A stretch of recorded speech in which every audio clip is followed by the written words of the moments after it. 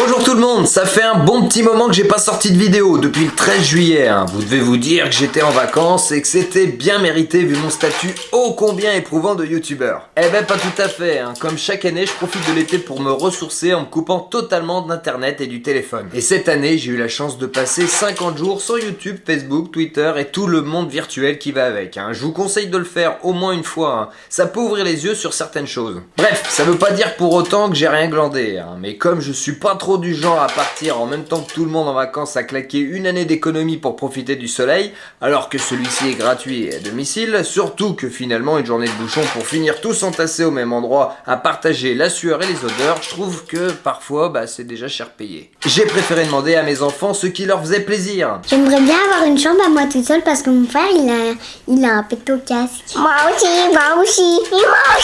Ok, et ben alors cet été, j'ai agrandi la maison. Me voilà parti le 16 juillet dans de l'autoconstruction. Mais avant ça, auto-démolition. L'idée c'était de retaper cette vieille partie de ma maison, mais après moult conseils et réflexions, il valait mieux tout détruire pour agrandir, rehausser et isoler correctement. J'ai commencé par vider l'intérieur avec mon physique de déménageur et j'ai aussi retiré tout le cuivre.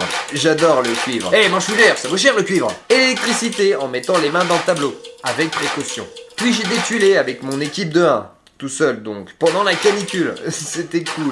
Surtout que pour faciliter les choses, j'avais décidé de garder les tuiles. Déjà parce que j'aime pas le gaspillage, mais aussi parce que j'avais d'un côté des tuiles Saint-Romain-des-Îles qui ne sont plus fabriquées et ça peut toujours dépanner quelqu'un dans le coin, et de l'autre côté, de la tuile Canal ancienne. Ça sert toujours, De plus, j'ai des dépendances dans les deux styles de tuiles. Après une semaine d'efforts et 3 nids de guêpes, dont un qui m'a quand même bien raquetté ma douce main de pianiste, je m'occupais de retirer la bolige. Ça va assez vite, mais peut-être à cause des 50 degrés qui me tapaient sur le coco, j'ai eu un moment d'inattention et je suis passé au travers du toit et de l'étage. Mais heureusement, même si je me suis arraché un peu les jambes et les bras, j'ai pu m'accrocher in extremis à une poutre. Même mon chien qui est d'un naturel concon a eu peur pour moi. Pour l'anecdote, j'étais pendu à la poutre, les pieds à seulement 1,20 m du sol, mais j'avais plus qu'une chaussure et sur le pied chaussé, un doigt de pied cassé.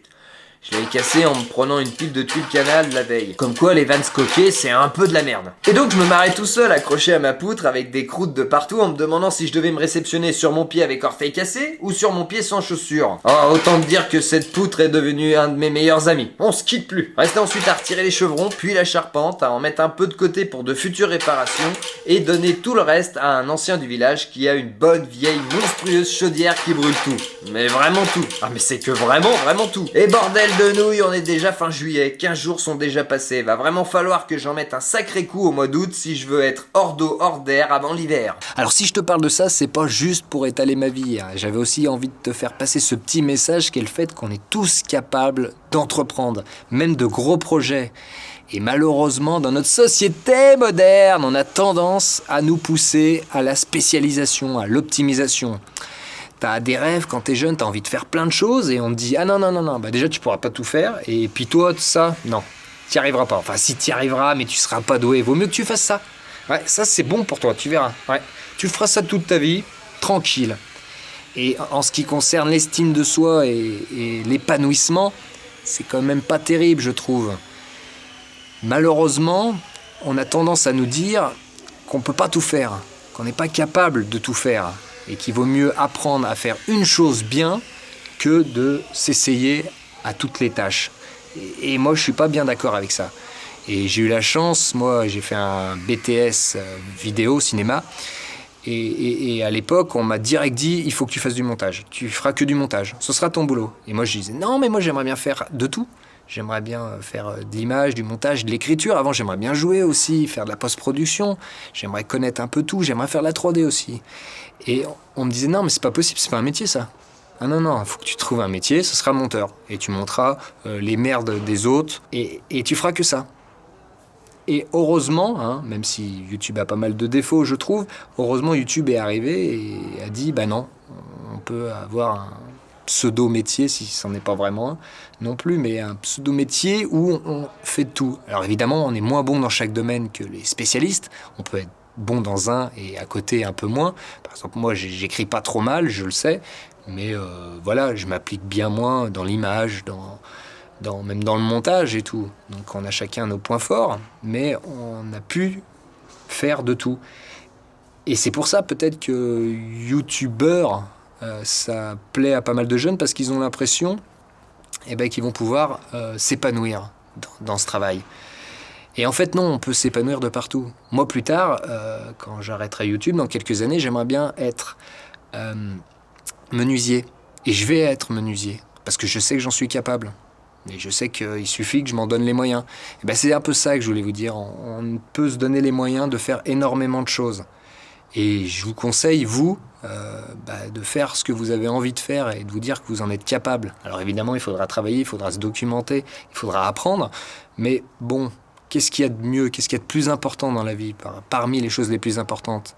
Apprendre et transmettre. Et avant de transmettre, il faut commencer par apprendre. Et là, moi, grâce, rien qu'à ce chantier que j'ai commencé bien avant et tout, je vous montrerai peut-être dans une prochaine vidéo, mais j'ai fait de la plomberie, j'ai appris à en faire, j'ai fait de l'électricité, j'ai fait du carrelage, j'ai fait de la maçonnerie. J'avais envie de tout connaître, j'avais envie aussi de savoir pourquoi, parfois, j'avais besoin de faire appel à un spécialiste, parce que j'allais pas le faire assez bien, mais il fallait déjà que je m'y attelle pour m'en rendre compte. Et pour terminer, je vous dirais quand même, si vous avez des enfants ou si vous allez en avoir, dites-leur qu'ils sont capables de tout. Toute leur vie, dites-leur qu'ils sont capables de tout, parce qu'ils sont capables de tout.